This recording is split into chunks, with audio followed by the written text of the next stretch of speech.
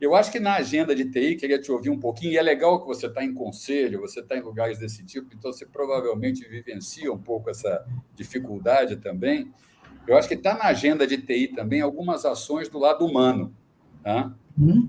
E tem diferentes tipos de solução. Acho que a gente podia bater um papinho sobre isso nós dois aqui agora.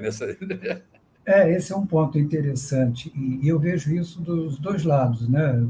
No conselho, até nas aulas de MBA e pós para os executivos, eles externalizam esse problema. E eu sou advisor de uma empresa que faz recrutamento de profissionais de TI executivos, Legal. e dentro dela foi criada uma spin-off, que é para a contratação de profissionais mais operacionais, desenvolvedores, por exemplo, onde eu sou um sócio e investidor e mentor. Então, estou acompanhando os dois lados, quer dizer, de quem contrata e de quem, de alguma forma, ajuda Sim. a contratar. E o que nós vemos hoje, claramente, primeiro, uma escassez de talentos. E essa escassez de talento não é apenas quantitativa, mas muitas vezes é qualitativa. Você tem vagas, e talvez tenham candidatos, vários candidatos para serem analisados, mas não passam pelo filtro, porque a formação não é adequada, muitas vezes ele está meio atrasado, e às vezes muito atrasado em relação ao que a empresa demanda e assim por diante. Esse é um ponto. E realmente uma parcela significativa dos cursos hoje, principalmente os cursos de ciência da computação, está bastante defasado pela velocidade com que as coisas acontecem, com a tecnologia evolui, e não dá para acompanhar.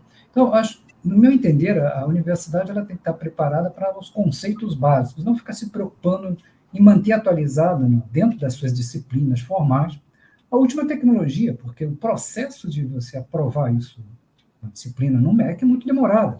4, 5 anos, 4, 5 anos mudou muita coisa.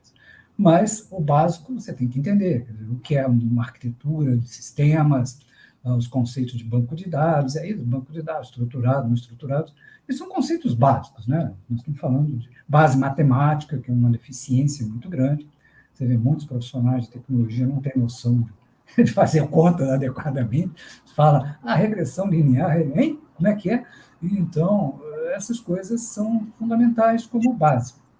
Agora, a tecnologia em si, aí você tem vários cursos disponíveis, e aí você vai buscando isso. Isso significa que os profissionais também têm uma responsabilidade de se manterem atualizados. Antigamente, pelo menos na minha época, você entrava numa organização e, de alguma forma, você terceirizava para a organização a sua carreira. Você pretendia ficar 20 anos numa empresa e a empresa ia dizendo, olha, agora você vai fazer isso, agora vai fazer isso, aquilo, e você seguia o que a empresa orientava. Hoje é diferente. Você vai para uma empresa que interessa, aquela empresa está alinhada com seus propósitos, você, de repente, não gostou ali do ambiente, ou sentiu que aquela tecnologia não é a mais adequada, você vai embora. Então, se você é um executivo, você tem que estar preocupado com isso, que aqueles profissionais que estão com você, hoje, se você não garantir para eles um ambiente adequado, um ambiente assim, que troque ideias, colaborativo, não seja um ambiente tóxico, um ambiente, né, de cobrança sem uma recompensa, sem um apoio, você corre o sério risco de perder essas pessoas. Porque hoje é uma pesca predatória, a gente vê isso. Né? A gente tem casos assim, de empresas que, digamos, fecharam com um candidato, um desenvolvedor bom, para começar segunda-feira, digamos, hoje é uma quarta, quinta-feira, e na segunda-feira ele não aparece. Por que não apareceu? Foi para outra empresa, ele recebeu uma proposta no meio da semana. E quando você tem muito trabalho remoto, isso facilita muito. Nós podemos estar aqui, digamos que eu seja desenvolvedor, estou trabalhando aqui, conversando com você, fazendo um trabalho, e de repente estou com outra tela aqui, conversando com o recrutador e marcando uma reunião para amanhã cedo. É online, né? Você faz a primeira reunião e vai no processo, de repente, como existe essa escassez, qualquer pessoa que tem o mínimo de requisitos é contratado. Né? O júnior para ser pleno, o pleno para ser sênior, e o sênior, muitas vezes, para ser um tech lead. Então, você tem essa escassez. E quando você perde, não é, rapidamente eu coloco o outro. Não. Mesmo que você tenha a condição de colocar outro, mas ele só vai ser produtivo depois de algum tempo. Ele não entra na empresa sendo produtivo, não é uma peça que você troca do carro, o carro volta a andar normalmente. E deu defeito, troca a peça. Não, ele faz parte de uma equipe, de um time.